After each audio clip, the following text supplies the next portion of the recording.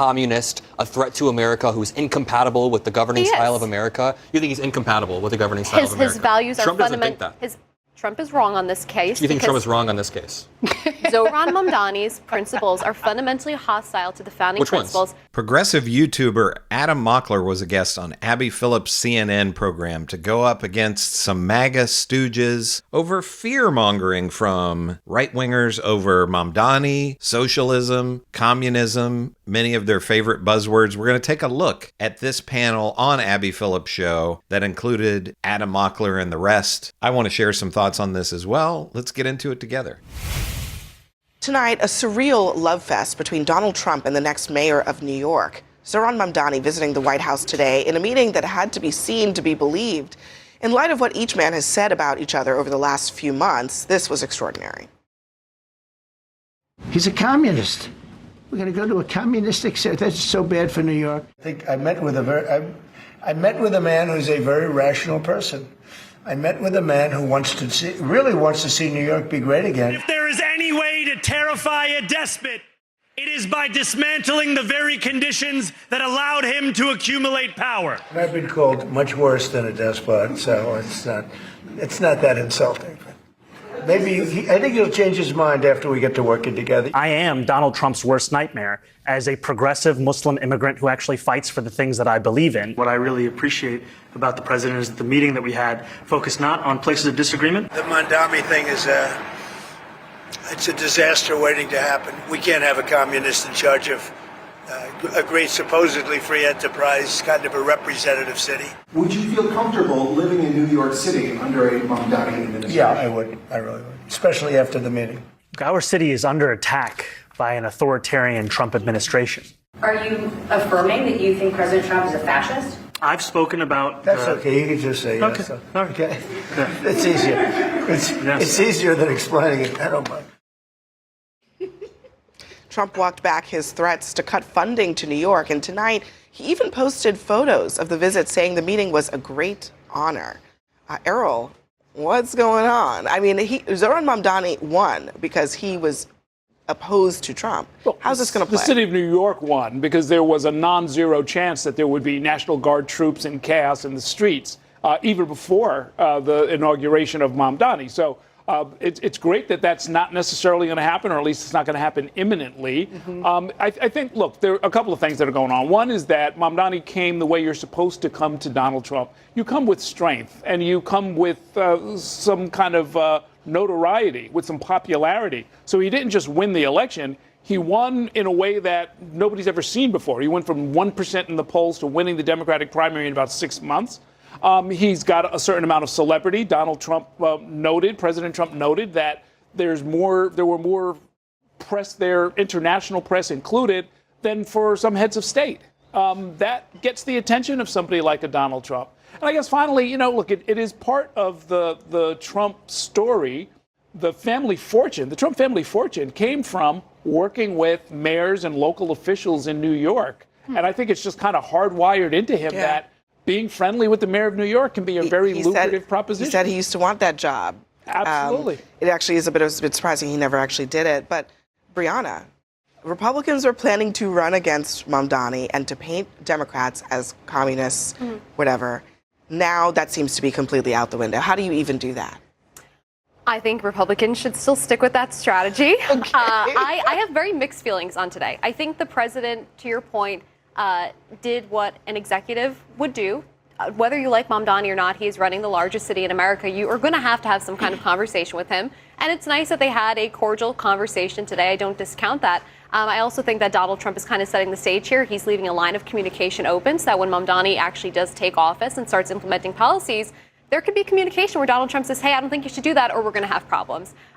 That being said, I was disappointed. I think, one, in Mamdani, when he was asked if he still thinks Donald Trump is a fascist, and he was, I'm not going to answer. Let me, can I just, yeah, go ahead. Let me just play it because, honestly, you have to listen to it to understand, to do it justice. Listen.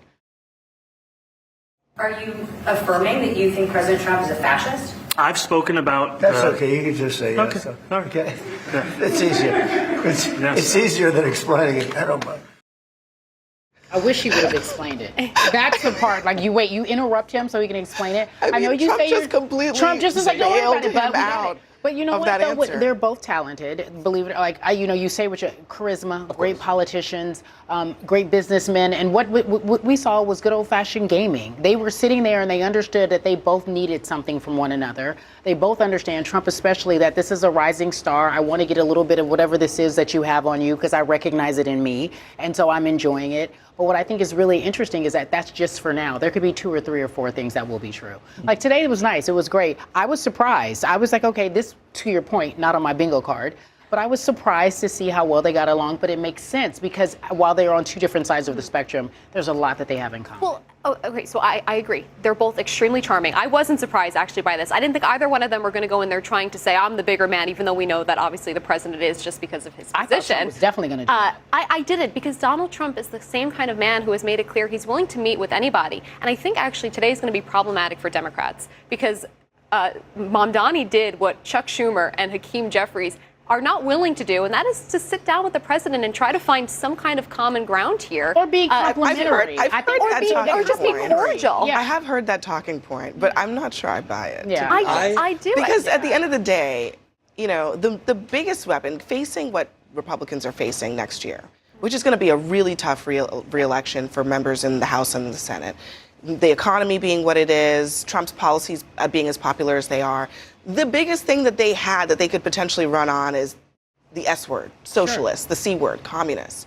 I was always skeptical that argument would work, but now Trump has taken it off the table. Yeah.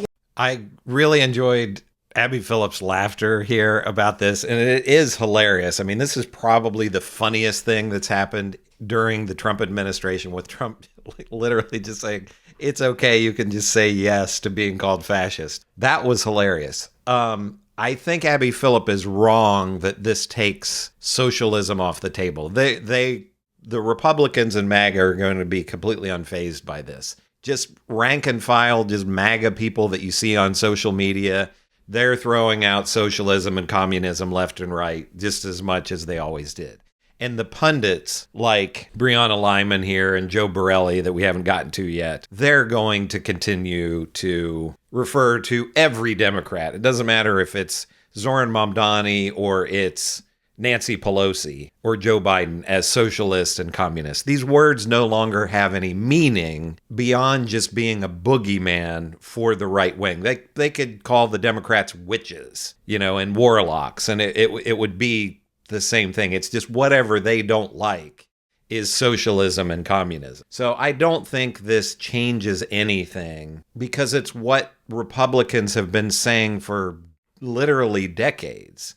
And these pundits that go on shows like Abby Phillip, I bet they think about and talk about socialism more than actual socialists do. They could probably find a local socialist club in their area to go to, and the people would be like, you guys think about socialism more than we do, you know, to the MAGA pundits. And in terms of Donald Trump, this is just further evidence that he has no actual ideology beyond being an asshole, beyond being anti-immigrant and that kind of thing. But Donald Trump has no real ideology. It doesn't matter if it's called socialism or it's called capitalism. As long as he's making money, that's what matters. And like Carrie Champion was saying here, this was game recognized game with Trump. He, you could tell, was really enthralled by Mamdani because he's charismatic, he's good looking, he's intelligent. You know, it's all these things that Donald Trump has always aspired to. But MAGA is just going to ignore this. This is going to be one of these things that with Donald Trump that they're just going to pretend doesn't exist. They're still going to call Mamdani a socialist and a communist and a whatever ist they want to throw out and say that he's a danger to the country. Yes, but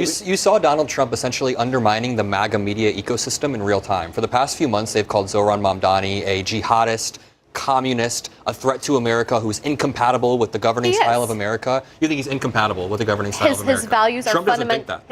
Trump is wrong on this case. You think Trump is wrong on this case? Zohran Mamdani's principles are fundamentally hostile to the founding principles.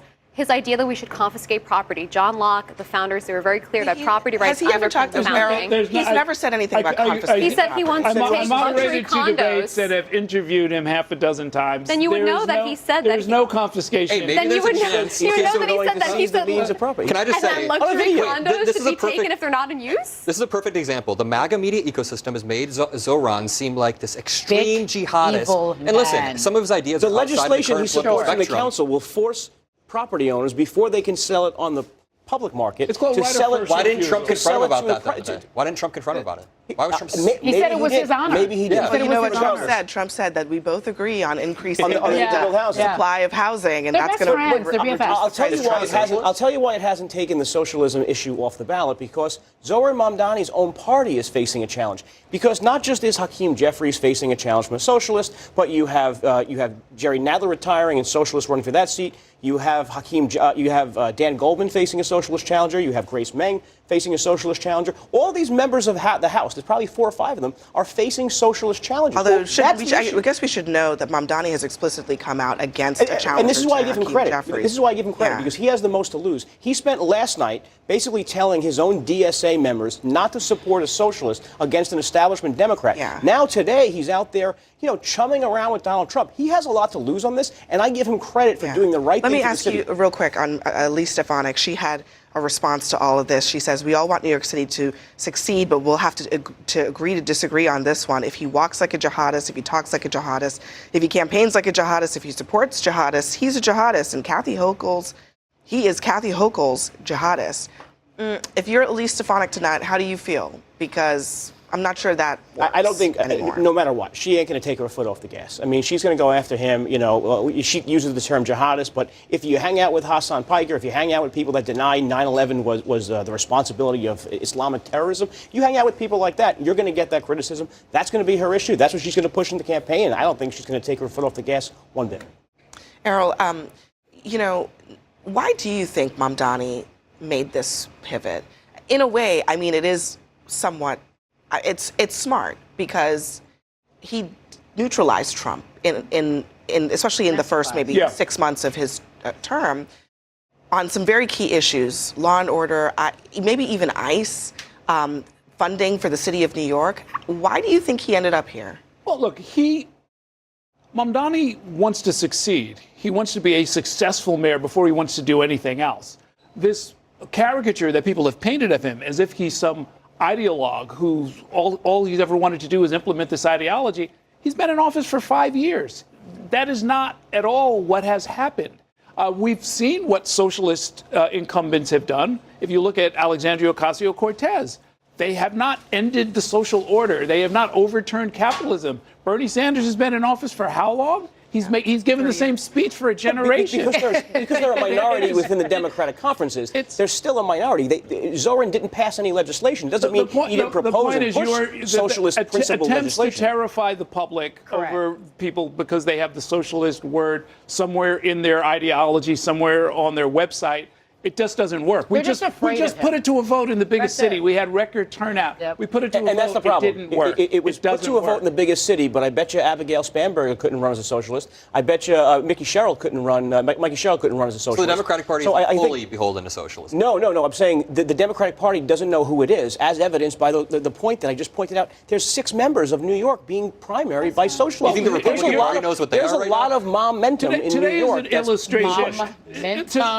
Today is an illustration of what I think is really going on, which is that people don't fear socialism as much as they fear what will happen if this demon that they've created actually succeeds, actually gets along with the president, actually keeps the streets clean and safe. I'm afraid of socialism, and I want him to succeed. And runs the schools the way they should be run. I continue to say voters do not care about these words, okay? Yeah, they don't like, know what they mean. They the don't care about them. They want to know what you're going to do for them.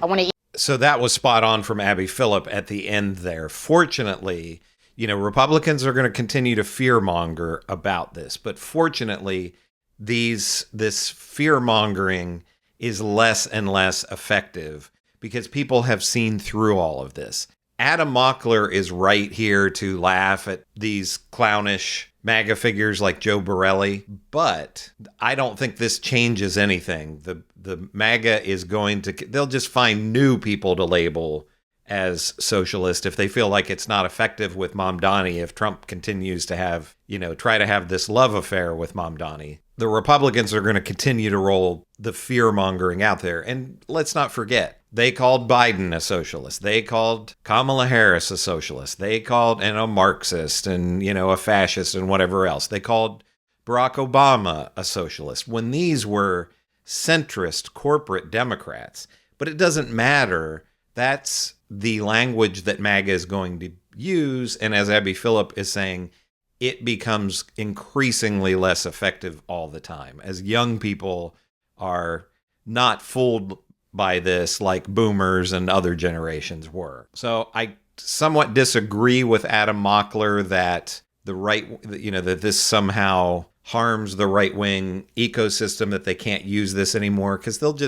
they're not going to give up on socialism and communism just because Trump said some nice things and had a nice meeting with Zohran Mamdani. This really changes nothing. And all of these pundits that go on, Scott Jennings, Ben Ferguson, all the rest of these clowns that go on Abby Phillip show, these MAGA stooges, are going to continue to label anything that's the left of Attila the Hun as socialism and communism. But let me know what you think about all this. Do you agree with what Adam Mockler and Abby Phillip are saying here, or do you agree with these right-wing pundits like Brianna Lyman and Joe Borelli on Abby Phillip's show? Let me know what you think in the comments, and make sure to give me a like and subscribe. I am Chris on Culture, and I will see you in the next video.